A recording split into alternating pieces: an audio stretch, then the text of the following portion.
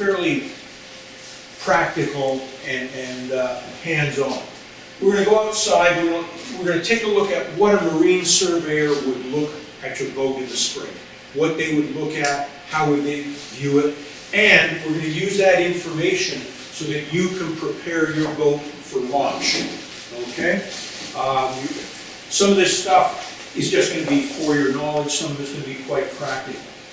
So we're going to go outside, we're going to look at a couple of hulls, we're going to look at how a marine surveyor would look at a rudder, how he's going to look at anodes on your boat, propellers, cracks down your keel, the way your boat is set up, things like that. Then we're going to come back inside and we're going to talk about decks. We're going to go into delamination, we're going to go into different types of delamination, what types of cracks you're going to see on your deck, because you are going to see stuff on your deck. I promise you right now, and I don't want to scare you, but everybody's got moisture in their deck, and everybody's got a little bit of delamination in their decks too. Is it something to be worried about? Absolutely not, because you've all got it. Delamination isn't rock. Delamination isn't going to be you're going to put a foot on your boat and you're going to fall through into the cabin, but you will have a few soft spots on your deck, and we're going to show you which cracks will lead to more serious issues and things you can face. Okay, so that we're going to do in here. We're going to talk about some do's and don'ts with preparation of your boats for spring. Everybody use power washers on their boats, especially the decks. We're going to talk about why, hopefully after today, you will never, ever, ever use a power washer on your 20-year-old deck. Okay? Our boats are getting old. Sealant in the fasteners is getting old, and power washers and water at high pressure create problems for your boat. Then we're going to come in and we're going to talk about how to inspect the rigging, what to look for on stainless steel wire, what to look for on fittings, and things like that. We're going to talk about winches. Is everybody in here taking a winch apart? Okay, we're going to take a winch apart because probably if you haven't taken your winch apart, you need to take your winch apart. And there's a lot of myths out there as to what people should use on winches and what they shouldn't use on winches. We're going to take a quick look at what you should look for in your motor. And then the last thing we're going to do is we're going to tune a rig. So that a lot of you guys are a little nervous about your rigs, and you hear about measuring rigs, and look how bendy this is, and your rig is exactly the same. So we're going to talk about getting your rig close. We're not going to go into the finite end of it, but we're going to get close. Now, I want to start off by saying everybody in this room is probably doing it backwards. And by that I mean the stuff you're going to do this spring is really the stuff you should have done last fall. Your mast should have been inspected last fall. Your winches should have been inspected and cleaned last fall.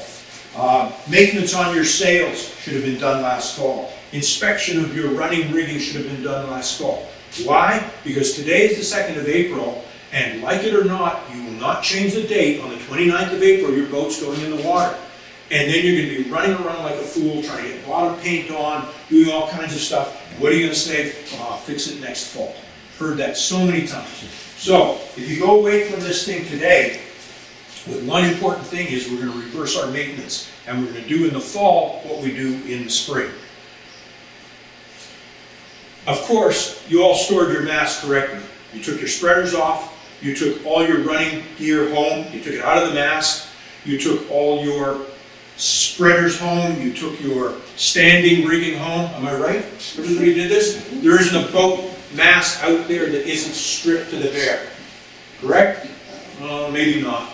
All right, we're going to talk about why that's important. And one of the reasons that's important is because that's a stupid place to put your mast, especially a mast that's bare.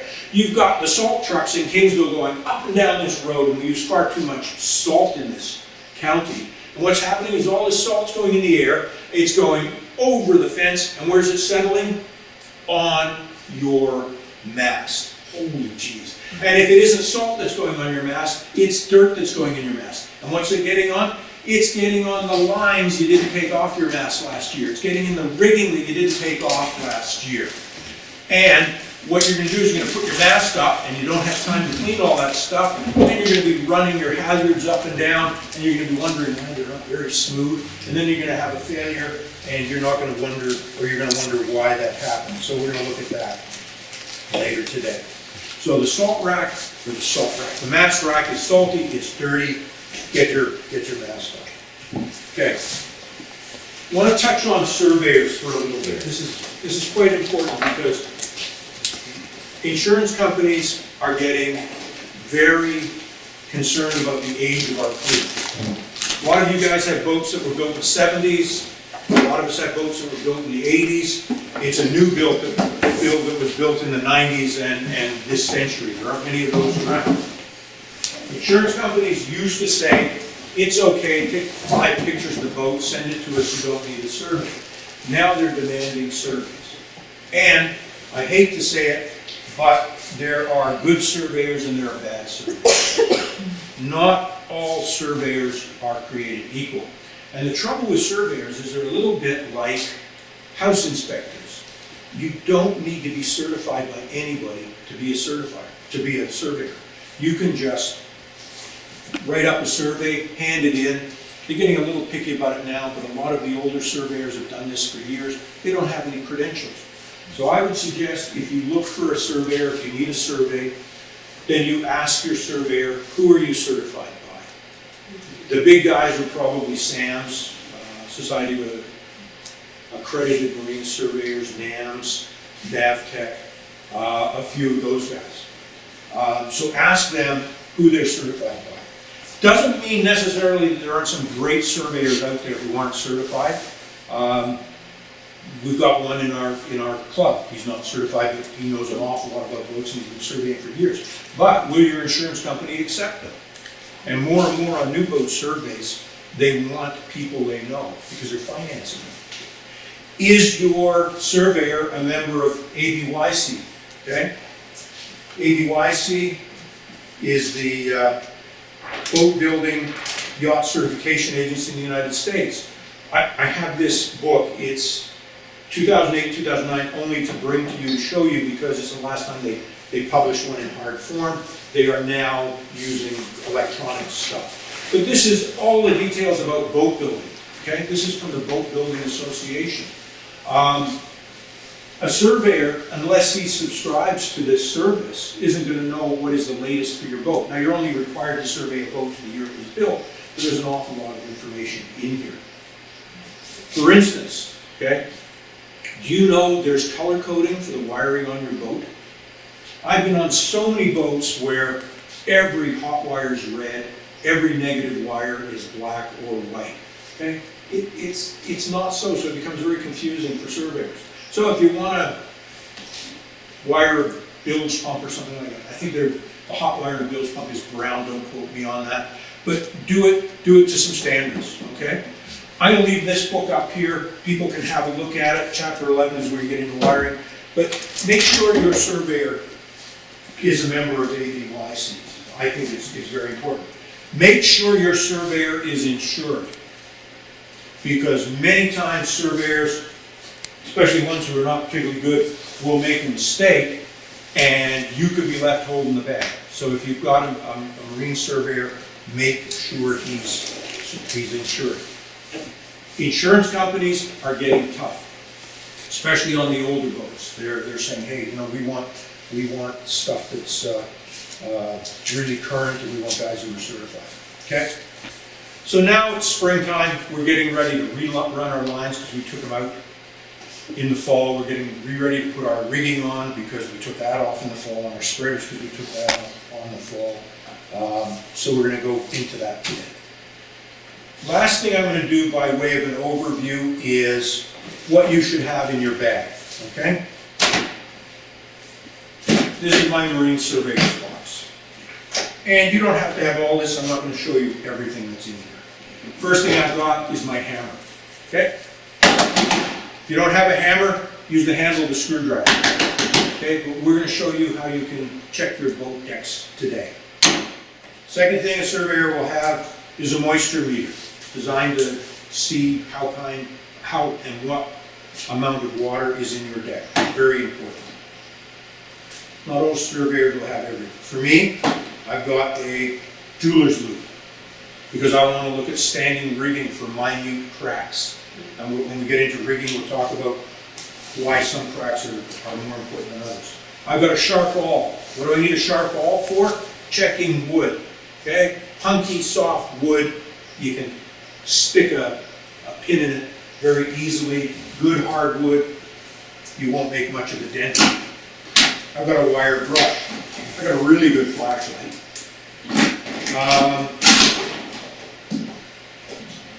I have a set of verniers. Why do I have a set of verniers? Because as we get into the different types of corrosion and inspecting rigging, we're going to find out that certain rigging swells when it starts to get to the point where it's going to fail. So what I'm going to do is I'm going to measure the diameter of the ends of some of our rigging, and we're actually going to do that today. Really important for you guys, and we'll get into this, is a couple of straight edges. Now, these happen to be machine ground. Yours can be a ruler, but you're going to need something with a straight edge on it when we inspect our rigging. So we'll be getting into that a little bit later on. I've got wire brushes, I've got a notebook, I've got a tape measure, I've got little mirrors for looking behind things. These are all things you can start to develop, because we're going to show you tricks today as to why they're important when you're surveying your own boat. Then I have a rigging bag. This is my rigging bag. In my rigging bag I've got mast tape. I got safety wire, and I'll explain to you later why safety wire is extremely important. I have this. I've got a 100-foot tape measure, and what's on the end of my tape measure? That's a sail track, okay? So I can actually stick this in the sail track, hoist it up with a halyard right to the top of my mast. I'm going to use that rather than a halyard for measuring my shrouds, and we'll get into why that's important later. Just give you a flavor right now. Stick that there, don't forget it. I have other stuff in here. I have rigging knives. My rigging knife obviously has a marlin spike in case I want to get apart a knot that's too tight. I have various size needles, and I have waxed rigging thread. Very important for all kinds of things. That's in my rigging bag. I also have a tool bag, which you should all have a tool bag. And I'm going to tell you, in here I've got stuff like wire cutters, screwdrivers, and there's a pair of vice grips, okay? Vice grips have no place on a really good sailboat, okay? What do you see in the spring? You see guys tuning their rig, and they're clamping this on a turnbuckle. They're clamping this on a turnbuckle, or holding this with it, and they're squeezing it dead tight, and then you wonder why the rigging comes apart. These things, you can fit wrenches on them.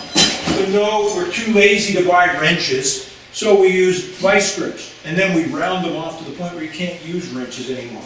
Go to Canadian Tire, go to Princess Auto, go someplace. Steal one off your neighbor when he's not looking. Use wrenches. Adjustable wrenches, way better than a pair of vice grips. Vice grips are horrible. Vice grips belong in your toolkit for emergencies. If you're out in the middle of the lake and something breaks and you need to hold it together really quick, great, use a pair of vice grips. Don't use vice grips on your rigging. Some of you may have to because they're all rounded off, but they have no place on your boat, really. Okay? If anybody has any questions while we're scooting along, just ask. So, other things I want to show you before we really get into this, lubricants. Because we're going to talk later today about cleaning things, cleaning winches. We're definitely going to be talking about cleaning turnbuckles and the importance of that. What's in my kit for cleaning? Paint thinner, Varsol. Good old Varsol. Why? It's petroleum based, it leaves no residue, it's very, very mild. You can even wipe down your hull to get rid of wax, because it's a great de-waxer on boats, okay? I have acetone. Why? Because it'll take stuff off fiberglass without harming the fiberglass. Okay, they tell you to wear gloves and all that. I'm not your OSHA inspector, so I'm not gonna tell you to do any of that. Figure it out on your own, do what you have to do. WD-40, okay? WD-40 is not a lubricant. It is not oil. It is not, yeah, it'll work a little bit as a penetrant. It'll make things slippery really quickly for a short period of time. But the name WD-40, the WD is water displacer. This was actually developed by the aerospace industry for spraying on aircraft brakes as they landed in the rain, because it would push the water out of the way. And you think, oh no, your brakes won't work. No, it displaces the water. It's great for a cleaner. It's fabulous for a cleaner, okay, because it will dissolve all kinds of stuff.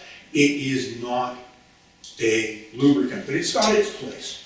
I was told that it's a pretty good bait. Some fish really like it because it's made of whale oil. I've heard that too. Yeah, spray it on your lures. Yeah. Yeah. Well, Lloyd's going to put on a fishing course in a week and a half. My sailboat speed is perfect for trolling on Lake Erie, and I'm sure that will be featured. I have a can of McLube. Okay, McLube. This is about 20 bucks. The stuff's not cheap. You can use it on anything. It's a fabulous marine. You can spray it on your sail track. You can spray it on your sails. Some guys will actually spray their entire spinnaker with this so it comes out of the bag easier. Don't do that. They do. I'm sorry? It's dry. It's a dry wood, yeah. It's great for everything, so that's a great one to have. Thread locker. I'll use thread locker on nuts or blind bolts. Normally I would use a nylock, as we all would, not on everything, but if you can't get at it, a little bit of thread lock. Especially stuff up high, if it's bolted in, you want it coming out, a little bit of Loctite glue is perfect for that. Then I have Lumar winch grease. This is real winch grease. This is anhydrous winch grease. It doesn't absorb water, so it's perfect for winches. A lot of grease can absorb water, believe it or not. You get something that's been lubed and is exposed to water, it turns sort of a milky brown, that's water in your lube. This will not do it. You used to be able to go to the drugstore, and you used to be able to go up to the druggist and say, I want to buy a small container of anhydrous lanolin. Dirt cheap at the drugstore. I don't know if you can still get it, but like you get a big thing of it for $3, which under our present non-good governments and stuff like that, it's going to be more expensive now. But anhydrous lanolin is great for anything around the boat, like winches or turnbuckles and stuff like that, because it does not absorb water. I have gun oil, because in places I don't want to put grease, like on the pawls of my winches, but I will use a good quality oil. I happen to use gun oil because it's just good. Anti-seize, we'll talk about anti-seize a little later. Okay, whenever you've got two dissimilar metals, they can corrode each other. And we will use anti-seize for that. This is a high zinc-based formula. So those are the chemicals we're going to refer to as we go through the afternoon. And again, if anybody's got any questions, holler. But those are the things we're going to refer to. I'm going quickly because there's an awful lot to cover here. We've probably got half a day on each of these, and we're going to just blast through them. Let's go outside and take a look at a couple of hulls. Okay? We're going to talk about here. I haven't put it together yet, and I haven't even really read the instructions, but this will be my new boat eventually. We have here pieces of boat from Walter's graveyard.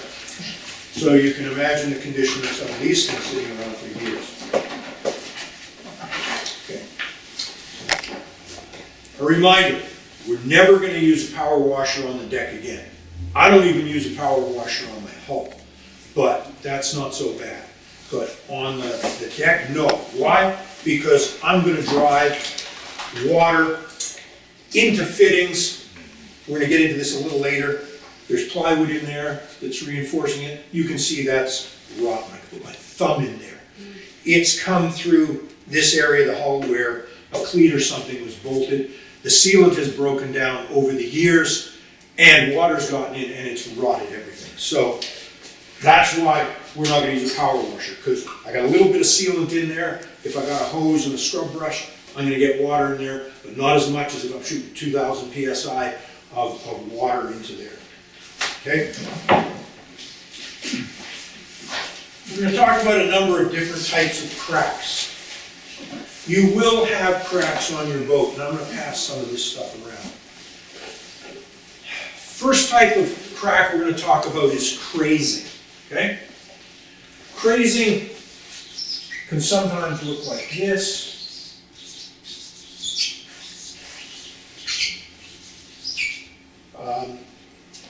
It's on the surface of the boat.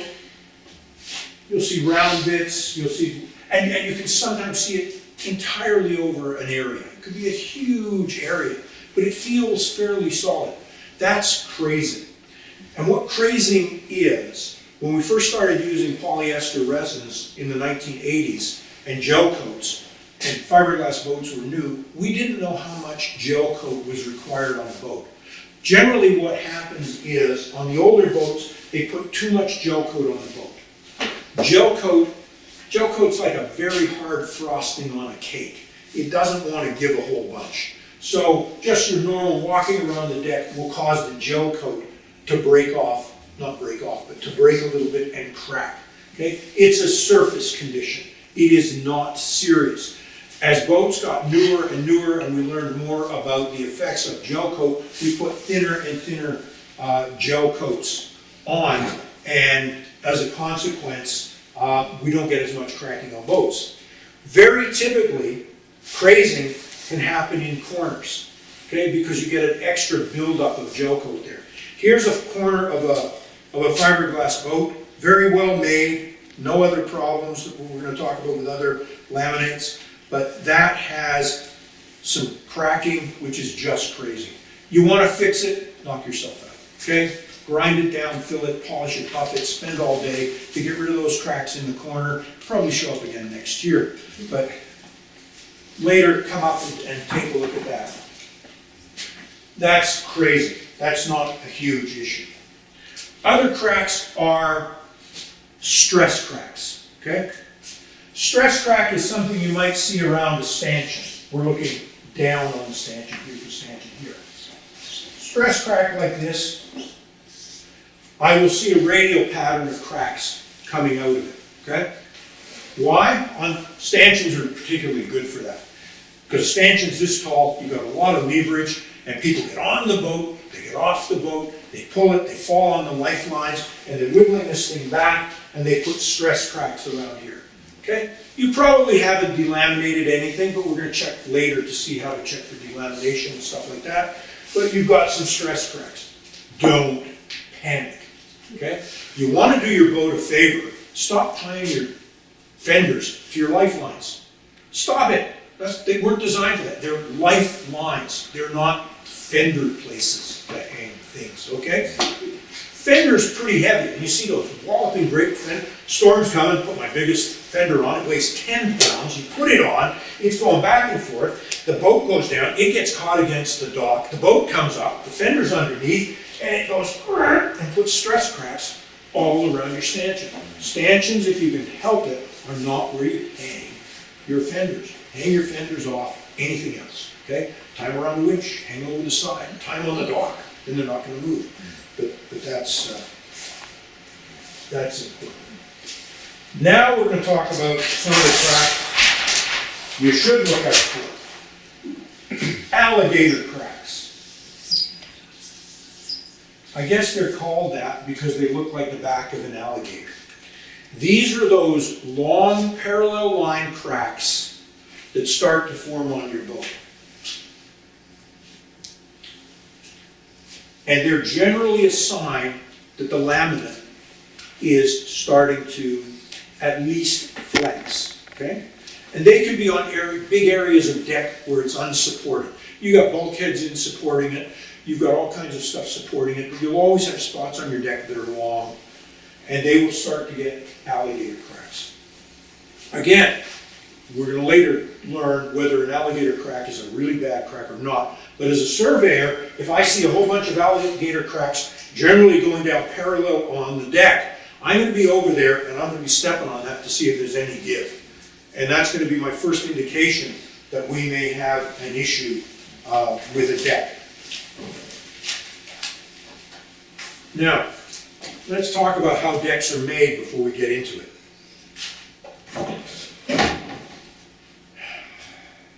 Decks, sometimes hulls, on sailboats are a composite sandwich of fiberglass, end grain balsa wood or plywood, and fiberglass. The reason they do that is to gain strength. This structure is much more rigid and stronger than if it was just a thick walloping load of fiberglass. It's almost like a monocoque construction. Good boat builders will use end grain balsa. Why? Balsa because it's extremely light. Wood has a huge strength factor to it. End grain because here's your layer.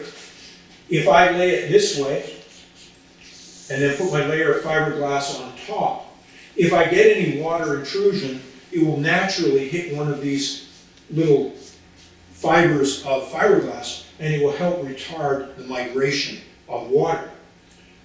Secondly, by putting it on end grain, we actually get an oozing of fiberglass into the end grain, almost like a sponge, so it creates an incredibly tough bond. Some boat builders use plywood. Okay? You hope they used marine grade plywood. They didn't all. But the only difference between marine grade plywood, Brian, you could add to this because I'm not a wood guy, but the biggest difference between marine grade and regular plywood is the glue. It's not water soluble. Is there any difference in the wood? Yeah, they're using wood that's less resistant to, or is more resistant to rotting. Okay, okay. But the big thing is the glue too. Well, there's both parts. Okay, both parts. All right. So I'm a boat builder and I decide to lay in plywood. Well, plywood has these long, hopefully they lay them like this. You can get these long pieces of fiber running the opposite way. 1989 Hunters. I owned a 1989 Hunter. We have a 1989 Hunter here that I've just done a survey on. They had a bad habit of putting plywood in the foredeck. And after the fact, they drilled 2 holes for the furler lines. And they didn't seal in here. So what happens is, you get on a 1989 Hunter, you walk right to the front and say, fix that. He says, how do you know it's bad? The water gets in here, keeps traveling and traveling and traveling and traveling all the way back. So if you've got any plywood on your boat, be very, very careful to make sure everything is done right. Okay. There's another type of crack, and this is the least serious of cracks, and that's called a void. Okay. Paul, can I interrupt? You talked about end-grade balsa and plywood. I had an end-grade balsa panel on my boat, and I took it apart, and it's like porridge. So I replaced it with closed-cell urethane. Oh, well, yeah, sorry, I should have mentioned closed. A lot of boats nowadays are built with, instead of balsa, closed-cell foam. The beauty is it's completely impervious to water. Can it get wet? Yes. Okay? It can get water between the layers. It's its own series of problems, but overall, it's a much more inert material. It's like the closed-cell foam on your life preserver. It's not going to suck in a lot of water. So it's expensive, although I imagine the balsa getting pretty expensive nowadays too. But Baltec, I think, is one of the closed-cell foams that's most commonly used. Very great material, great material. Yes. Is the fix on the plywood one to take plywood out as well to seal the area where it's coming from, or is it just to seal it? Like, that seems like a big fix to get the plywood. We're going to talk about fixing and plywood, and I got a piece here to show you. So hold that. If I don't answer it properly, let me know. Okay.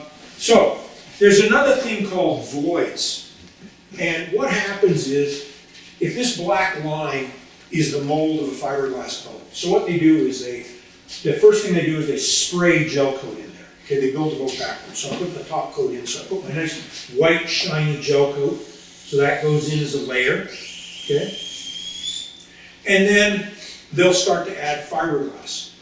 And a lot of it is in roving or mat. And they might put it down over top, and it doesn't want to bend quite so much. So you get a little air gap here, okay? That is a void. Voids can happen anywhere. I'm going to show you a little piece later that's got a void in a flat part of the deck. But anywhere you get an air gap, you've got a void. Voids are a pain in the butt because sometimes a surveyor will tell you you got a soft spot in your deck or you got water in your deck, and it really is a void. They're sort of a little tricky to figure out sometimes. But generally you'll find voids on sharp corners, transom corners, and generally the solution to those is if you see one that's popped, look at it and go, yeah, that's a void, fill it, done. You're just correcting a small manufacturing defect, but it is there, okay? A void in a deck area, as we're going to look at in a little bit, that's on top of some balsa or something like that, can lead to a potential point for water intrusion, and that's something we do need to fix. So this is a deck off a big Beneteau, okay? And this is the deck here, and no, sorry, this is the deck here and the hull here. And you can see that the joint is put together, and you can see in this there are no voids. You'll also see the sealant between the deck and the hull, and how the tow rail goes in, very nice piece. But that's a spot where you could have potential voids, or like I say, on the outside it could be a potential void. On the back of the transom it could be a potential void. Sorry, Paul, what would that, if we're on the outside looking at? Marine surveyor's got to use a hammer, because all kinds of things can screw up one of these. All kinds of things can screw up these, so the two together work.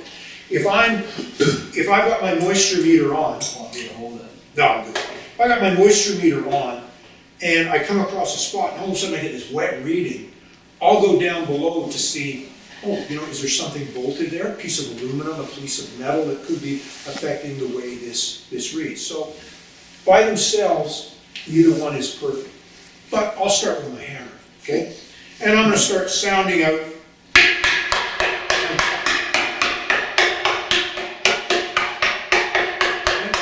Now, in the good parts of the deck, I'm going to have a real sharp report. I'm also going to have a bit of a bounce, okay? The bounce is important. That tells me everything is pretty solid in there. Where I get to the wetter sections, or delaminated sections, not quite as crisp. Okay?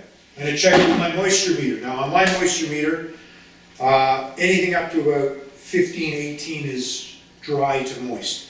Okay, the dry areas are pretty dry, whoa, wow, 30 something. I'm soaking wet down there. Okay? I'm soaking wet. I'm in it. Okay? So, you can go over your deck. Where are you going to, you're not going to do the entire deck, so it's a pain in the ass. But around things like winches, around things like deck hardware, little tap, and afterwards come out with stuff. I've marked where the wet spots are. I've also got a void in the deck. Hear that one? That's absolutely hollow. Now, where did that void come from? I have no idea. Could be a true void where, I had a little air bubble there, and they become brittle because it's just a thin layer. Right through. I could have dropped my spinnaker pole on the deck and really done a big funk. Okay? But I got a big little void there. Damp, wet, void, dry. Okay? You just put music to that. It doesn't like to be without oxygen. Okay? It hates it. And what you'll see is, this is a floor stain. Okay? This goes up at the top of the boat, this goes down the bottom. So generally what you'll see is, you'll see some staining in here, brown staining in here. You won't see it at the top because the water runs down. So generally, your bottom fittings are more critical than your top fittings on a boat, okay? Crevice crack corrosion is because of lack of oxygen. You can also get into trouble on stainless steels and a lot of metals with a thing called hydrogen embrittlement, okay? There's volumes written on hydrogen embrittlement. In fact, here's one of the volumes, okay? That's the effects of nascent hydrogen in metal. It's You committed this to memory? but yeah, this was a 1972. 1989. Oh, This was a 3-day symposium whose title was The Effects of Hydrogen in Metals. Written right in front. That was a great seminar. Hanging around with all those nerds. But it's a real thing. You don't have to understand how it works.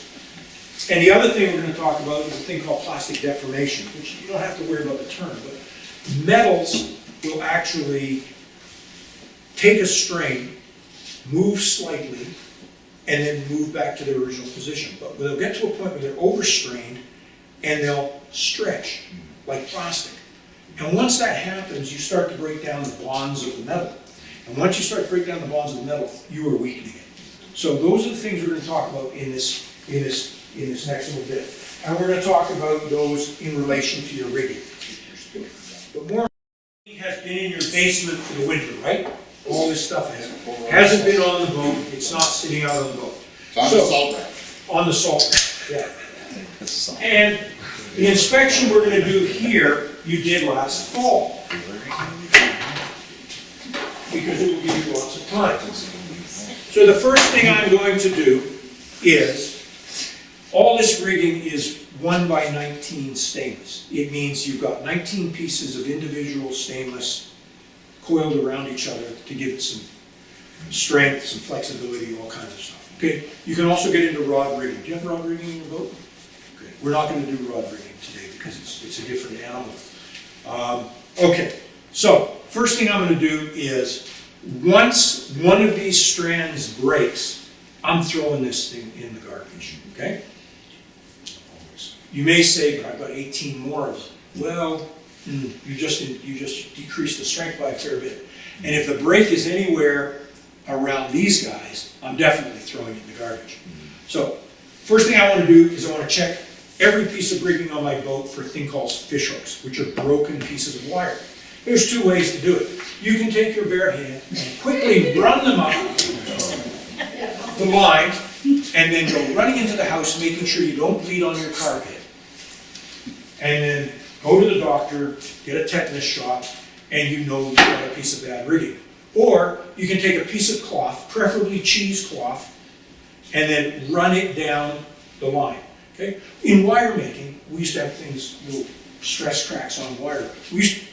In our business, which was very sophisticated, we actually used to wrap a piece of cheesecloth around wire reels so that we could see if there were little bad spots in the wire. So cheesecloth is great. So rub it up and down. If you find a problem, get rid of it. These are not nearly as expensive to replace, as you might think, okay? And it's a cheap investment in your sailing season and in your rig. Second thing I'm going to do with this is I'm going to check to see if there's any kinks in it. Are there any tight kinks? Has it been bent? Why? Plastic deformation. Because if I bend it like this, I've started to pull and put undue pressure on some of that stuff. So a kink, little ones you might get away with, you will get away with. Everything's got a little bit of a kink in it. But anything major, I'm going to start to be suspect. Okay? Then I'm going to look around the edges of this. Okay? Right where the swage is. These are compression. They're put on with force. Okay? They're squeezed on there. I'm going to look around there for rust, signs of rust. Okay? Again, I don't want to put fear as panic into everybody. You're probably going to find a little bit. But if you start to see a lot, you've got a problem, and you can get into anaerobic crevice crack corrosion and things like that. Okay? Bad stuff. So check for discoloration and stuff like that. See if it cleans off easy. See if it's really on there. Next thing I'm going to do is I'm going to take my magnifying glass, my jeweler's loupe, and I'm going to look at the edges of this. Because if I've got anything going on in these swages, I'm going to see cracks going down the length of this. I'm sorry? Down the swage. Yeah, down the swage. I'm going to look for cracks starting at the top and going down. Any cracking at all, done. And that one I do mean. Any cracking at all, game over. All right? So I'm going to check for that. The other thing I'm going to do is I'm going to take my verniers.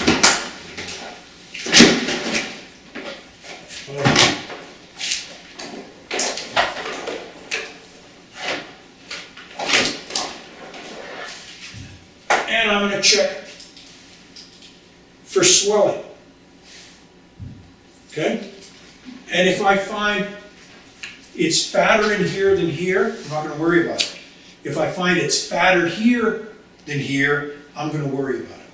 Because what's happening is I may have all kinds of stuff going on. Comes back to a little bit of hydrogen embrittlement, crevice crack corrosion, but basically something is starting to swell this. Okay? And this is only held on by the friction of the swage. So if I've got anything going on there, it's done as well. I'm going to inspect these loops, okay? What am I looking for in these loops? Elongation. Because what happens is, sometimes because of repeated working over 40 years, you get a little bit of wear in there, and you get a little bit of elongation. You've got a pin in there, and it's working back and forth, back and forth, back and forth, back and forth.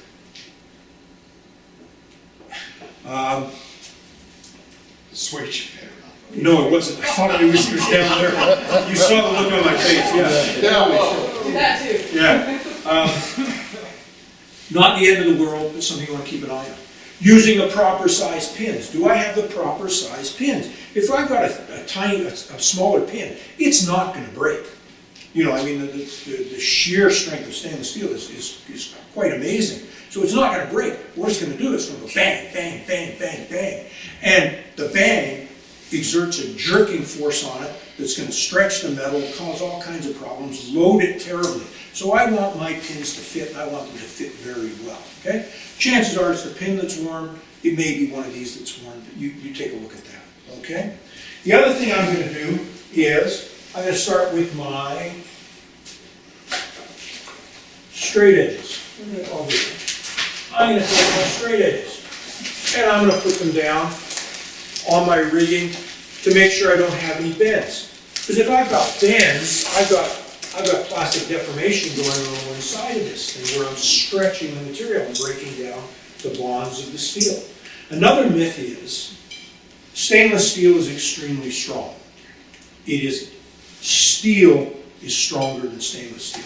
We put nickel into steel to make it stainless, and nickel's bond is weaker than iron, which is extremely strong. So don't think, oh, it's stainless, it's never going to break. Stainless, tensile of stainless is 165,000 psi. You can get grade 8 volts, 200,000 psi. So you can go a lot stronger in regular steel than you can stainless. So don't think these things are infallible, okay? Stainless is not particularly malleable, so it doesn't like to bend. Okay, so I'm checking this to make sure it's straight. Looks dead straight. I'm looking at the gap in the tang. That looks pretty straight. Everything's lolly in the world with this one. So I've checked that. Is 3 stronger than 316? No, just different chemical composition. It's pretty close to the same. You can have all kinds of things. You can have metallic stainless. 304 series is metallic. You know, I've seen people go into the hardware store, the magnets. This isn't stainless. Oh, it's stainless. There is some slight strength differences. Rigging, I think you're around 304s. Yeah, but I mean, nothing we have to be concerned with. Okay, I'm going to check my turnbuckles. Okay. Again, I'm going to check. Look at the vice grip marks on this. Son of a- yeah, beautiful. Okay, I'm going to check to see that my toggles are not bent. Well, that one's bent too. You can see it's angled off at a thing like that. Wow. Yeah. And somebody squished the hell out of that. Holy jeez. There's a piece of junk. Come up and take a look at that later. Lovely. Okay.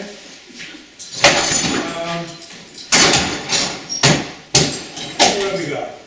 Okay. Let's check this one. Whoa. Now, here's the rub. I can go home, I can stick that in the vise, and I can straighten it. Good idea or not? No, that's junk. That's junk. You know where you get a lot of these is, you get a lot of deck step masts, yeah, you can get them at Walters. You get a lot of deck step masts where they don't use a crane, and you just, Iwo Jima the mast up, you have to do that on tricks all the time, and somebody hasn't got this the right way, they got it turned at 90 degrees, and it just bends it, and the guy goes, oh shoot, I'm going sailing, and they straighten it, and then they wonder why their rigging fails, okay? But I'm going to check that, everything else is fine on it. Biggest thing I'm gonna do, okay? And I probably did this over the winter because I had plenty of time and this stuff was off the boat. These ones are pretty good. But what happens is, sitting on the mast rack, the salt and dirt fills into the threads, okay? And you're screwing that in. You're screwing that in, and you're destroying the threads. In fact, sometimes it'll get so bad that the thread, which should be parallel all the way down, will actually sort of do one of these. Because you've been using all the grit and crap on this like sandpaper. So it wears out part of the threads. Threads only as strong as the amount of material that it's gripping to. Yeah, you're taking away a ton of material. You could probably pull that. Now, it's probably going to go an inch because it'll be worn more on one spot than the other, but you don't know. So, I'm going to take these guys off, and I'm going to clean them. I'm probably going to clean them in Varsol first because it's a basic bit of lubricant. Then I'm going to inspect them because I'm going to look at that. I'm going to put my verniers on there. Are they thinner here and thicker here? Do I have wear in this? Okay, I could check the major and minor diameter if I wanted to. That's a little bit harder, but the average guy's going to look at it and say, yeah, I'm really worn and I'm thin there. I'm throwing it out.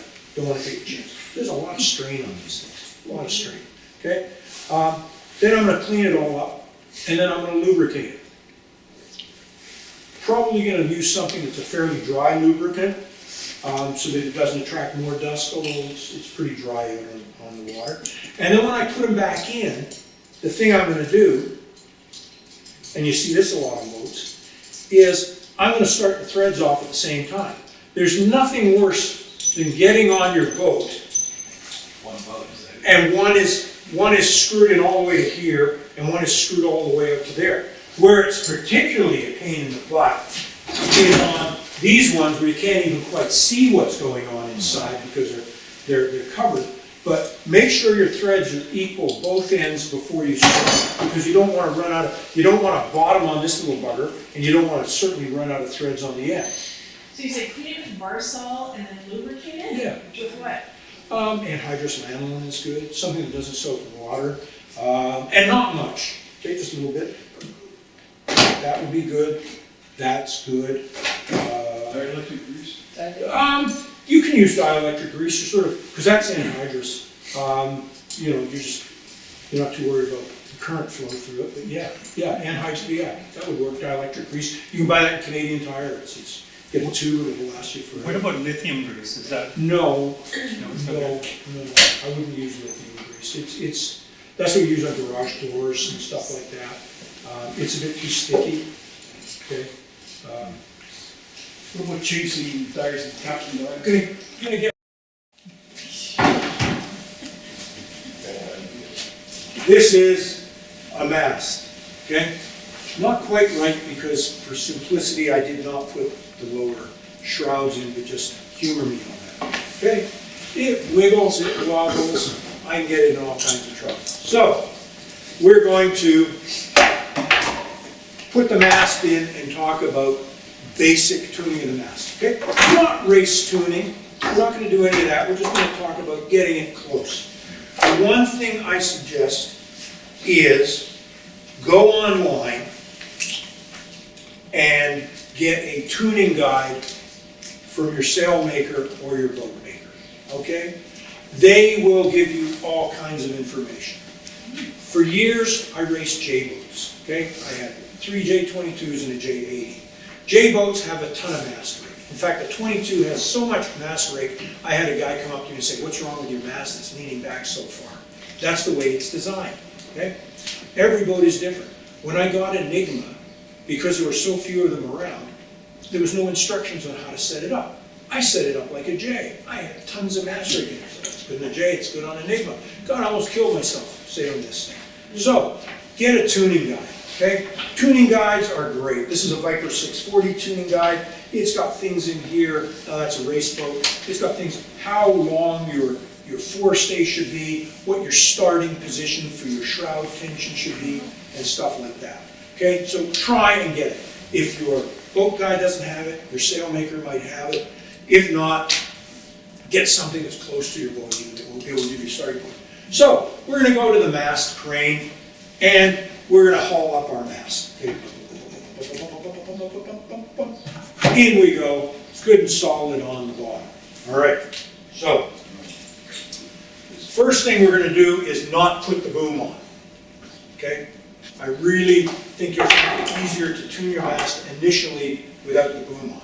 Okay? Reason being is, one of the things we're going to do is talk about bends and S's and kinks in the mast, and if you've got the boom off, you can sight up your sail track so very easily, and it's such a glorious way to check your mast.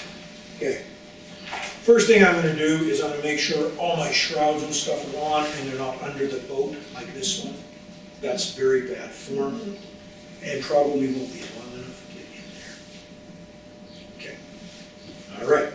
So I've got it up. Now, if I've got a keel step mast, I don't even probably have my shrouds on at this point and I'm off the crane because it's not going anywhere. If I've got a deck step mast, I'm still on the crane and I've put light tension on my shrouds. Which is imperative. Hmm? Which is imperative. Which is imperative, We've lost yes. them. Otherwise it will fall down. But I got very little. The mast is still wiggly, giggly, goosey-loosey. I've lost my forestay probably because the turnbuckle was bent and broke. Damn. Yeah, I should use a screwdriver. Or I used a screwdriver and I fractured the thing. You're in charge of the Okay, You did so, something to your backstay, Paul. I'm sorry? Your backstay. Oh, yeah. Oh, bad. Oh, and believe it or not, you see stuff like this happening all the time, where somebody has turned their state, and everything happens. So, yeah, okay. Now, this particular rig is a fractional rig. Does everybody know the difference between a fractional rig and a masthead rig? Okay. Fractional rig, my forestay, well, not quite 7/8, but it doesn't go all the way to the top of the masthead rig. It does go all the way to the top. That's going to mean a little bit different when we come to tune it. And like I said, we're not going to race tune this. We're just going to get you on the rig track. The other thing is, and Brian touched on this earlier, even if you're just a cruiser, don't settle for it's close enough, I'm just cruising. Why do you want a boat that points to wind better on one tack than the other? You know, why do you want to sail a boat that's always trying to round up and go to weather or fall off is even worse, okay? So we want to get it as proper as we can. First thing that happens is we want to get the mast over the center of the boat, this way, okay, side to side. That's the first thing we want to do. We want to get the mast over the center. So what a lot of people will do is they will take, well, I don't have a halyard on this, but they will take their halyard and they'll touch it down to a point on the deck and then come around to the other side and do it on the other point of the deck. Two things. I really prefer you do it to the chain plate because not all boats were actually coming out of the molds and things were in exactly the right place. The chain plates are integral to your rig, so everything you do should be chain plates to rig. So some guys go to the tow rail. That tow rail may be 1/8 of an inch off from one side than the other, so I go to the chain plates.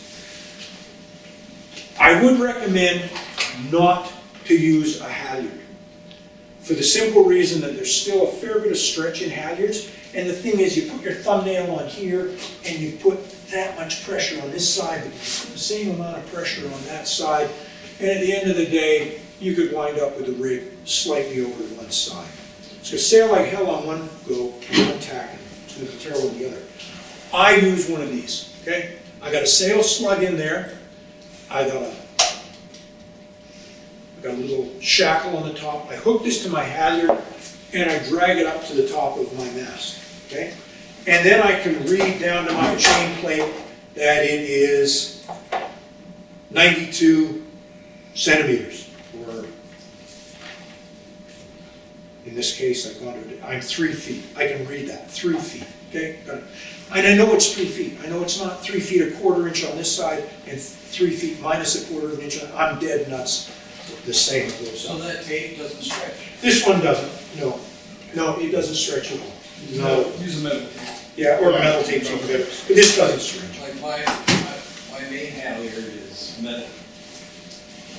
Well, Wire, if you're, it's a wire halyard. Yeah. Then the other question is the, when it comes out of the shiv on the top of the mast, is it on center line? okay, so I'm measuring down and I'm making sure my mast is over my boat.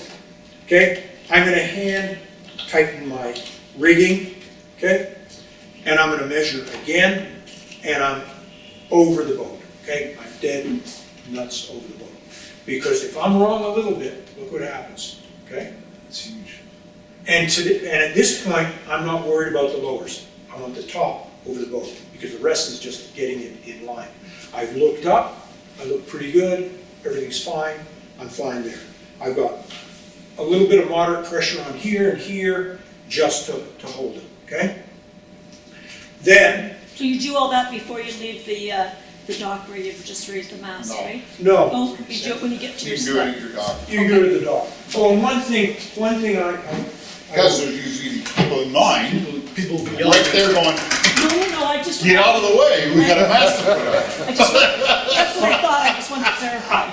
to be more considerate to other people at the mast, because you're right, they're all lined up. Everybody's lined up. And everybody's fiddling with those little rings and they can't get them apart, your fingernails are broken. Get some safety wire and cut 6-inch pieces, okay? At the dock, put the pin in, stick a piece of safety wire in, give it a couple of twists. Bob's your uncle till you get back to the dock and you replace it. I don't even use those rings, I use safety wire all the time. So that's just a stainless steel wire. It's just a stainless steel wire. Yeah, you can buy it at any auto shop. Okay, where were we? Oh, yes. Okay. So we've got these fairly tight. Everything's in good shape. Now we're going to start chasing stuff a little bit. The one thing I wanted to say was, you will find all the old timers at the yacht club will tell you you don't need gauges to set your rigging. I've done it 1,000 times. I know exactly how to set my rigging. I know the noise it makes. I can look at it, I can feel it. Great. You know what? Bet them $100. Borrow a gauge, go measure it, they're wrong. Guaranteed. Guaranteed. These are gauges. These aren't for rod reading. Rod reading ones are even different. This is called a professional lose gauge. It's a PT2. It tells you a scale number, what number corresponds to a wire size and the amount of pounds it is, okay? Your rigging guide will tell you what to tension your rigging to. If you don't have that information available, then I would suggest you start somewhere on a cruising boat of around 12 to 14% of braking strain. If you can look that up online, or your lose gauge will come with a little thing, and it will tell you that it will tell you that 3/16, 1/19 has a braking strength of 4,700 pounds. So I don't know what I'm supposed to set it to, so I'm cruising. I'll probably set it to about 12% of 4,700 pounds, okay? And I will start to tighten my rigging accordingly. Once I've got it centered, the name of the game is going to be whatever I do to one side, do to another. So if I put a turn in here, I'm going to put a turn in here. If I put 3 turns in here, I'm going to put 3 turns in there. Don't get lost, because then you start to lose it, okay? The other thing I'm going to do is I'm going to adjust my mast rake, okay? You need a certain amount of mast rake backwards on the mast. I won't get into it here, but that's got to do with things like center of effort and lee helm weather helm. You want a little bit of weather helm in your boat. When you let go of the wheel or the tiller, and say about a 10 knot wind, you want to have about 3 to 5 degrees of weather helm. So if you let go of the helm, it will gradually turn into the wind. If it turns the other way, that's worse. Too much weather helm is better than way too much lee helm. But that has to do with where the wind hits the sail and where the center of rotation of the boat around the keel is. So by moving the mast back, you change this position and you actually change the point at which the boat rotates. Okay? So if you don't have a guideline, I would suggest you probably want to start around 2 inches of mast rate. How do you measure mast rate? It's very easy. You hang a weight to one of your halyards and you drop it down, okay? Now, assuming you're an inch away at the top, you'd want to be about 3 inches of the way down, about where it meets with the boom, okay? And you'll adjust this. We haven't really done much with this yet, that's got to be loose. So we'll adjust that so we get about 2 inches in here, okay? 2 inches, so it's curving back a little bit, I'm over exaggerating. With the 2 inches in there, I'm going to start now chasing the boat around. So I'm going to start getting my shrouds tightened. I'm going to get my shrouds almost tight. I'm going to sight up the mast. If I have, with my lowers, I'm going to look up the mast and I'm going to see I've got a bend, okay? So then I'm going to start straightening that out. On my lowers, I'm going to straighten the mast out before I worry about tuning. It's going to hand tighten, hand loosen, hand tighten, until I get this thing right in column. So I sight up my mast track and everything's perfectly straight. Okay? You get double spreader rigs, you can get all kinds of mess turns in them, but always start at the top and work down. Most of you have single spreader rigs, so I'm in column. Once I'm in column, I can start tightening things up and tighten them up evenly until I get to my 12%. Okay? Would you tighten the lowers first? No, uppers. Uppers. Always up, down. Top down, top down. Because if you do something here and you pull this slightly that way, you're going to have a bend like this. How are you going to get that out at the top? The only way you're going to get that out at the top is to do that, and then you're going to be way off all over the place. Okay? So, I've done that. I'm going to go to my guideline. I'm going to set my forestay tension the way it should be. Then I'm going to run around the boat and start to check everything with my gauge. Now, I said that you're going to want about 12%. That's a good place to start on a cruising boat. Racing boats will go anywhere from 15. I don't know if you remember my Olsen 25, it ran 22%. I mean, I was scared that you could play a tune on the rigging on that. It was nuts. But what you're going to do is you're going to chase this around. Everything is perfect according to your gauges. The only difference between these gauges are these are the standard ones. This is called the professional series. Never pull these too far because you'll bend this and then your gauge is ruined, okay? Always use a gauge. If you don't have a gauge, come see me, borrow mine. Happy to let you use it. Then you want to go out sailing because you've approximated where your rig should be. So you know you're in tune, you know you're set up at 12%. Is that tight? Is that too tight? Is that not tight enough? What do? I go sailing. I want to go sailing in about 10 to 12 knots of breeze. And what I'm going to do is, I'm going to put my boom on, because that holds the sail, okay? I'm going to be sailing, okay? I'm on a port tack, so my rig is doing this. Now, 10 to 12, I'm sailing on a port tack, and I notice that this one is sloppy and loose. All I do is hand tighten it, not wrench it, tighten it so the slack is gone, and it may have been 2 turns. I'll then flop over onto the other tack, loosen that up, put my 2 turns in there. Always again checking and sighting to make sure it's right. That will give you a really good tune on your mast. Certainly a very serviceable tune on your mast.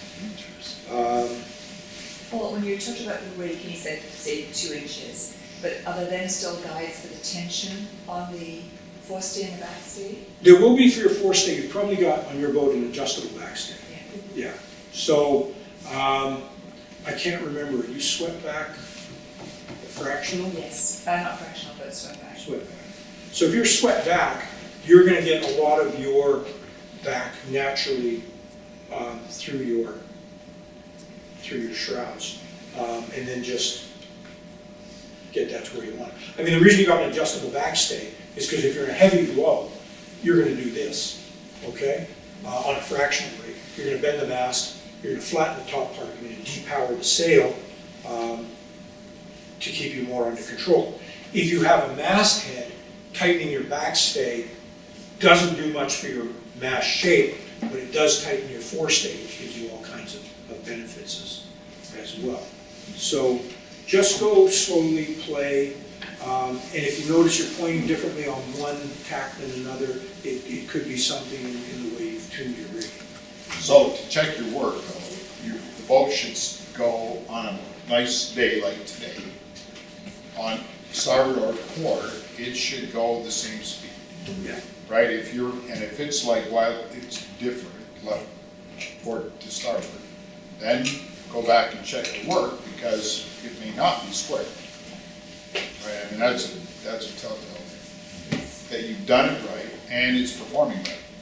It's an iterative process. Yeah, that's what Yeah, it's iterative. you gotta keep playing with it. And bear in mind, you may not be the same on one tack than the other because your keel is slightly off, your rudder is slightly off, so don't blame everything on your rig, but play with it till it's perfectly balanced is a great starting point. No bends is a great starting point. Not enough weather helm, give yourself a little more mast rating.